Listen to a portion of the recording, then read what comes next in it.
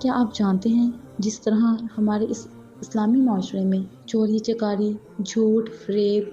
دھوکے بازی، غیبت وغیرہ کو ہوا دی جا رہی ہے، اسی ہی طرح سود کے معاملات کو بھی لوگوں نے اپنے اپنے انداز سے حلال کہنا شروع کر دیا ہے۔ اور کیا آپ یہ بھی جانتے ہیں کہ سود کے بارے میں کہ یہ حلال ہے یا حرام، اس کے بارے میں بہت سے علماء کی کیا رائے ہے؟ اور کیا آپ یہ بھی جانتے ہیں کہ آج کل جو بینکنگ سسٹم چل رہا ہے، اسلام اس کے بارے میں کیا کہتا ہے؟ تو ان سب سوالات کے جوابات جاننے کے لیے میری یہ ویڈیو آخر تک ضرور دیکھیے گا۔ ایک اور غلط فہمی یہ پھیلائی جا رہی ہے، وہ یہ کہ ایک سود مفرد ہوتا ہے اور ایک سود مرکب ہوتا ہے، یعنی سود بر سود لگتا چلا جائے۔ بعض لوگ یہ کہتے ہیں کہ حضور صلی اللہ علیہ وآلہ وسلم کے زمانے میں مرکب سود ہوتا تھا اور قرآن کریم نے اس سود کو حرام قرار دیا ہے، لہٰذا وہ تو حرام ہے، لیکن سود مفرد جائز ہے، اس لیے کہ وہ اس زمانے میں نہیں تھا اور نہ ہی قرآن کریم نے اس کو حرام قرار دیا ہے۔ لیکن قرآن کریم میں فرمایا گیا ہے، اے ایمان والو، اللہ سے ڈرو اور ربا کا جو حصہ بھی رہ گیا ہو اس کو چھوڑ دو، یعنی اس کے کم یا زیادہ ہونے کا کوئی سوال نہیں، کوئی بحث نہیں، جو کچھ بھی ہو اس کو چھوڑ دو۔ اور اس کے بعد آگے فرمایا کہ اگر تم ربا سے توبہ کر لو تو پھر تمہارا جو راس المال ہے وہ تمہارا حق ہے، اور قرآن مجید نے واضح فرما دیا ہے کہ راس المال تو تمہارا حق ہے، لیکن اس کے علاوہ تھوڑی سی زیادتی بھی ناجائز ہے، لہٰذا یہ کہنا بالکل غلط ہے کہ سود مرکب حرام ہے اور سود مفرد حرام نہیں ہے، بلکہ کم ہو یا زیادہ سب حرام ہے، اور قرض لینے والا غریب ہو تب بھی حرام ہے اور قرض لینے والا امیر ہو اور مالدار ہو تو بھی حرام ہے۔ اگر کوئی شخص ذاتی ضرورت کے لیے قرض لے رہا ہو تو بھی حرام ہے، اور اگر تجارت کے لیے قرض لے رہا ہو تو بھی حرام ہونے میں کوئی شبہ نہیں۔ یہاں یہ بات بھی عرض کروں کہ تقریباً 50 یا 60 سال تک عالم اسلام میں بینکنگ انٹرسٹ کے بارے میں سوالات اٹھاتے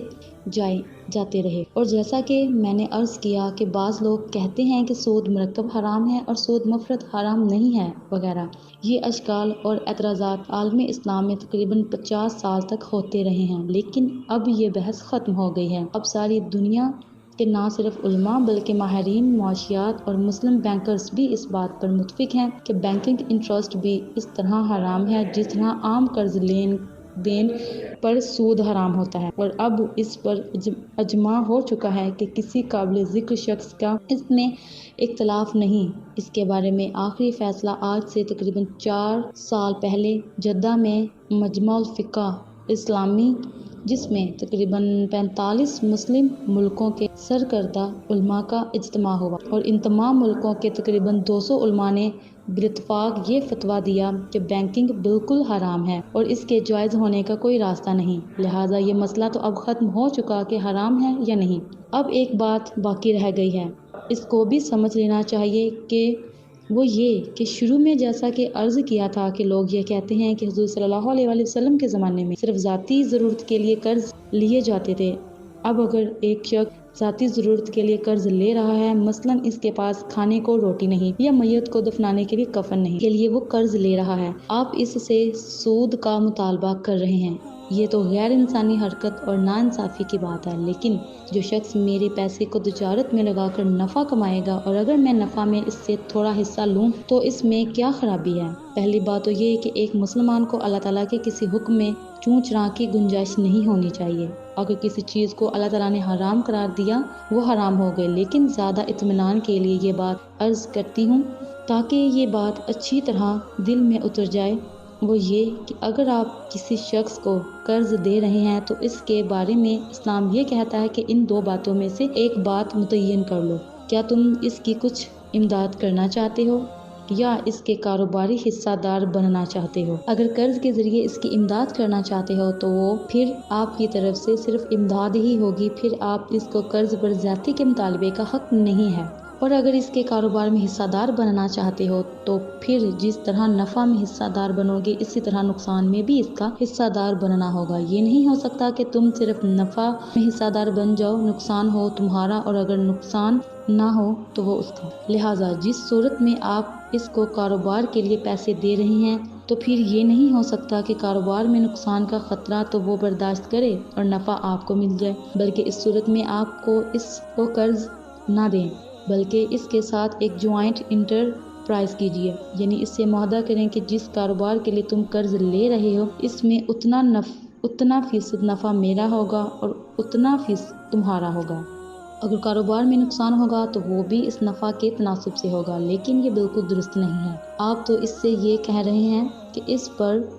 قرض پر 15% آپ سے لوں گا، چاہے تمہیں کاروبار میں نفع ہو یا نقصان۔ یہ بالکل حرام ہے اور سود ہے۔ آج کل انٹرسٹ کا جو نظام رائج ہے، اس کا خلاصہ یہ ہے کہ بعض اوقات قرض لینے والے کو نقصان ہو گیا تو اس صورت میں قرض دینے والا فائدہ میں رہا اور قرض لینے والا نقصان میں رہا، اور بعض اوقات یہ ہوتا ہے کہ قرض لینے والے سے زیادہ شرح سے نفع کمایا اور قرض دینے والے کو اس نے معمولی شرح سے نفع دیا۔ اب قرض دینے والا نقصان میں رہا، اس کو ایک مثال کے ذریعے سمجھیے۔ مثلا ایک شخص 1 کروڑ روپے قرض لے کر تجارت شروع کرتا ہے۔ اب وہ 1 کروڑ روپیہ کہاں سے اس کے پاس آیا؟ وہ 1 کروڑ روپیہ کس کا ہے؟ ظاہر ہے کہ وہ روپیہ اس نے بینک سے لیا اور بینک کے پاس وہ روپیہ ڈپازٹ کا ہے،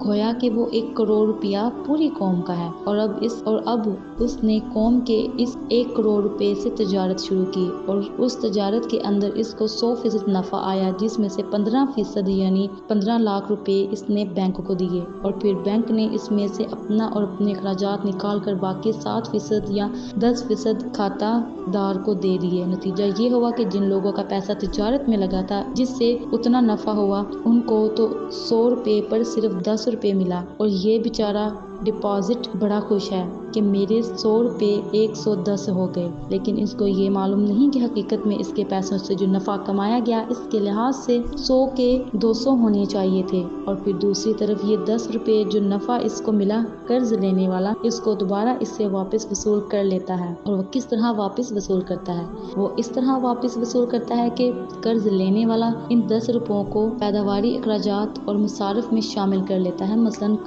فرض کرو کہ اس نے 1 کروڑ روپیہ بینک سے قرض لے کر کوئی فیکٹری لگائی یا کوئی چیز تیار کی، تو تیاری کے مصارف میں 15% بھی شامل کروائے جو اس نے بینک کو ادا کیے۔ لہٰذا جب وہ 15% بھی شامل ہو گئے تو اب وہ چیز تیار ہو گئی، اس کی قیمت 15% بڑھ جائے گی۔ مثلا اگر اس نے کپڑا تیار کیا تھا تو اب انٹرسٹ کی وجہ سے اس کپڑے کی قیمت 15% بڑھ گئی، لہٰذا ڈپازٹ جس کو 100 کے 110 روپے ملے تھے، جب بازار سے کپڑا خریدے گا تو اس کو کپڑے کی قیمت 15% زیادہ دینی ہوگی۔ تو نتیجہ یہ نکلا کہ ڈپازیٹر کو جو 10% منافع دیا گیا تھا وہ دوسرے ہاتھ سے اس سے زیادہ کر کے 15% وصول کر لیا گیا۔ تو یہ تو خوب نفع کا سودا ہے۔ وہ ڈپازیٹر خوش ہے کہ مجھے 100 روپے کے 110 روپے مل گئے، لیکن حقیقت میں دیکھا جائے تو وہ اس کو 100 روپے کے بدلے 95 روپے ملے، اس لیے کہ وہ 15% کپڑے کی کاسٹ میں چلے گئے اور دوسری طرف 85% منافع اس کے